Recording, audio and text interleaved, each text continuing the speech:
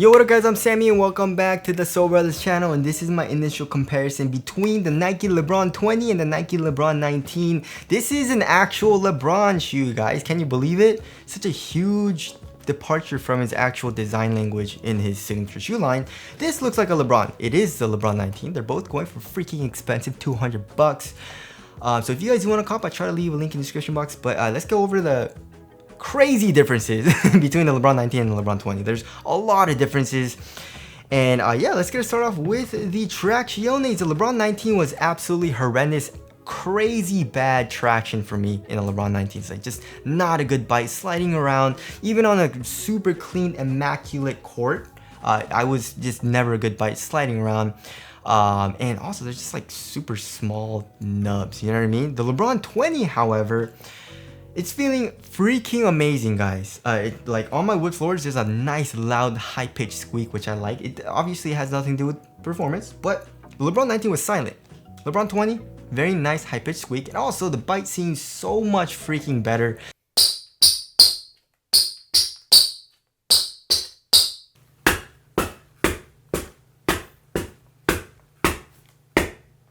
So yeah, the LeBron 20 is feeling really good, but also like the design is super different. But I guess, you know, outsole to outsole, you know, signature shoe lines always have like a different design as far as the outsole pattern goes to distinguish, you know what I mean, between each shoe. Like Jordans, LeBrons, Kyrie's, not Curry's recently because of flow, but that's a story for another day, right? So yeah, the LeBron 20 is feeling so much better. The LeBron 19 was ass. So there's that. Moving on to the heel to toe transition. So here in the LeBron 19 we have I guess it wasn't terrible though, you know what I mean? Like we have a good amount of compression here in the heel from the Air Max unit. We have it's more of a flatter shape, and there's absolutely zero flex in this shoe. Look at this. Like it's because of the zoom unit and all this freaking plastic, so it's not flexible at all, right? But it's not, it slaps a little bit, but not like crazy, because like I said, the Air Max, there's a lot of compression, and then the zoom unit, you know, and there's a little bit of curve here in the forefoot, right? But it's not as smooth feeling as the LeBron 20 so far, because the cushion, it has a lot of compression, right? But we also have a rounded shape, and then here in the forefoot, a lot more curve, a nice, very curved shape here in the forefoot, and look at that, there's actual flex here in the forefoot. It's not super flexible, like some shoes. I don't know, what's a shoe that has a lot of, like the PG6? PG6 has a lot of flex, right? LeBron 20 feels a little bit more stiff. I have to put a good amount more like force into it. Also, there is a carbon fiber midfoot chain plate, which is a nice touch. So yeah, the LeBron 20 feels like a little bit better, because, you know, I like a more flexible sole, and that's definitely a preference of mine. I feel like there's definitely some people that like a stiffer sole, but for me, I like a more flexible sole, so the LeBron 20 feels better, especially for heel to toe transition. All right, cushioning setup. So yeah, I guess as far as impact protection goes, you can't really beat the LeBron 19. You know, heel strikes, if you're landing on your forefoot, if you're jumping off like a 50-story building, this shoe has you covered. If you land on your feet, you're gonna be good to go. No, I'm just kidding, don't do that, it's super dangerous. But yeah, the air unit, there's a lot of compression. If you're doing crazy hard impact, you'll still be good to go in the LeBron 19s, right? But in the LeBron 20s, it still feels nice. And I feel like, you know, LeBron, he's very big, he's very athletic, he jumps super high, so he needs really good impact protection. So I guess the cushion was a great choice because it's a super soft foam. And I guess it doesn't really matter for LeBron as far as longevity goes for the foam, as far as it bottoming out, because he can just put on a new shoe every single freaking game. So that doesn't matter, right? But the court feel is so much better than the LeBron 20. So much better. LeBron 19, you're so damn high up off the ground. Like pretty much every single LeBron I've tried, it feels like you're like 2-3 inches like from the ground, you know what I mean? So that's definitely a very refreshing to see here in the LeBron 20s. I really like the good court feel here. Also, there is a forefoot zoom turbo unit, which is pretty nice. You know, it's not as crazy as, you know, like a forefoot zoom turbo unit like in the Kyrie's, but you can definitely feel it. There's nice compression, nice bounce in the forefoot, and there is a bottom loaded, a very large volume zoom unit here in the heel. So yeah, I mean, as far as the LeBron 19 goes, you don't really feel the zoom unit underneath your foot. You know, like step in comfort, it's more of like a trampoline effect. And yeah, honestly, I like to feel step and comfort a little bit more, just in my personal opinion. You know, I like to feel the Zoom unit right underneath my foot. I like to feel foam right underneath my foot. That's why I really like the Zoom Freak 4.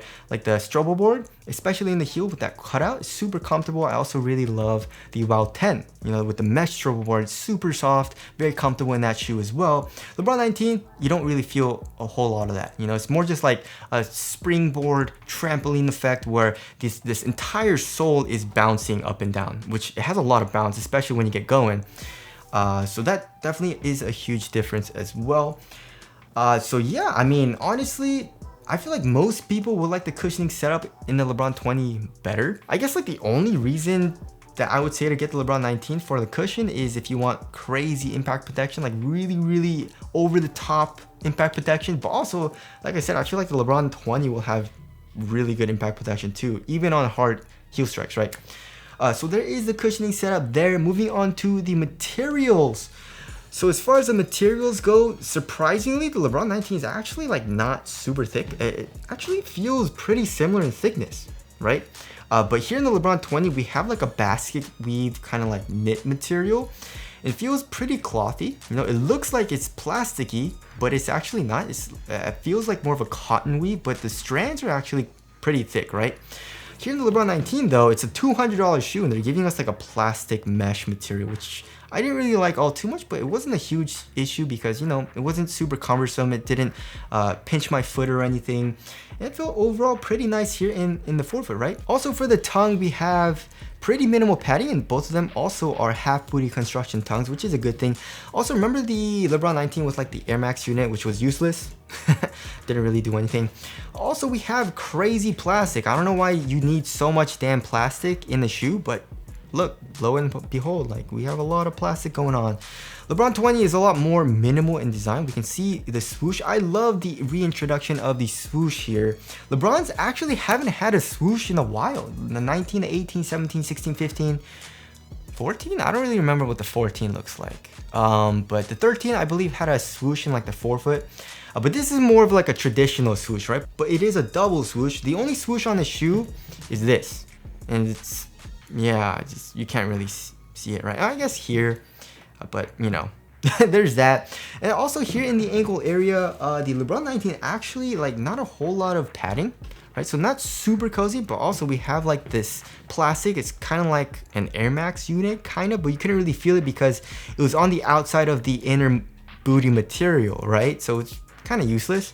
Here in the LeBron 20, we have like a really nice lining material. It feels very premium, and like it's a very nice memory foam as well. It feels great here in the back of the heel. So yeah, as far as the overall quality goes, the LeBron 20 feels better and also feels way better on foot too. So yeah, I mean, I guess I do miss the flywire. Flywire is awesome. You know what? If the LeBron 20s had some flywire design, that would have been awesome, I feel like. You know, take it back. You know what I mean? Take it back to the old school designs. As far as the fit goes, the LeBron 20 fits a little bit shorter. So like if you want like a super snug fit, probably go true to size. But if you don't like that, then I would suggest like a lot of, like most people, you probably go up half the size here in LeBron 20. LeBron 19, I went true to size and it fits me pretty damn well.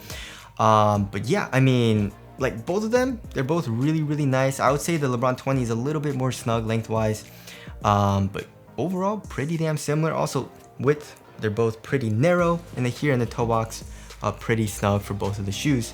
So the fit, I didn't really mind either of them. You know, they both fit me pretty damn well. As far as support and lockdown goes, LeBron 19, 0 issues for lateral containment. Look at all the lateral counters. Look at that. Plastic, we got foam coming up.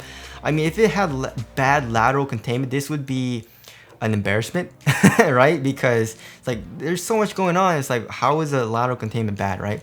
But also here in the LeBron 20, it feels like it's gonna be good. We have a guardrail here in the forefoot, although it doesn't come up that much. Also, this material seems like supported, so here it feels pretty good here in the forefoot, right? And then in the heel, there is an internal TPU heel counter, and also this double swoosh to stiffen up the material to add support a little bit. So lateral containment feels like it's gonna be good. And lateral stability, I mean, the LeBron 19, I didn't really have any issues because, I mean, there is a pretty crazy outrigger, right? Very wide here in the forefoot and here in the heel. But also, LeBron 20, you have a little bit of an outrigger. Let's see which shoe is wider actually. Oh, the LeBron 19 is actually a good amount wider. Look at that. You know, so that definitely was a complaint for me in like the past, like older LeBrons, like the 18, the 17, the 15, the 16. They didn't have any outrigger, right? No outrigger whatsoever, and you're freaking high up off the ground, so it's pretty unstable, honestly, right? This is a let's check this way, right? So that definitely is like a good thing in the LeBron 19, and LeBron 20 still feel pretty nice because you are lower to the ground. All right, moving on to the weight. So yeah, what do you guys think will be lighter, the LeBron 19, the heaviest shoe that I've ever weighed on this channel, or the LeBron 20? So the LeBron 19 is like 18 ounces. Yeah, 18.1 freaking ounces, guys. And then the LeBron 20 is 12.87 ounces. So freaking significantly lighter. LeBron 20 is probably the lightest shoe in his entire line. I haven't really weighed like some of these models. I haven't played in like the LeBron. I played in the 2, but I haven't played in like the earlier LeBron models, right? But I'm guessing the LeBron 20 is probably like top 3, top 2 lightest in his entire line, right? So yeah, it definitely feels so much better. It feels lower to the ground. The traction seems so much better. It feels more minimal on foot and way lighter, which is of course a good thing. And also, like, I love the more flexible sole, especially comparing it to the LeBron 19, which was super stiff. All right, moving on to the aesthetics. 20 looks so much better than the 19. Easy. I feel like most people will say that too. So tell us what you guys think down in the comment section below. So wrapping things up, yeah. Initial comparison, LeBron 20 is feeling so much better than the 19. I mean, LeBron James didn't even ever wear the LeBron 19s. He was playing the Ambassadors a lot last season.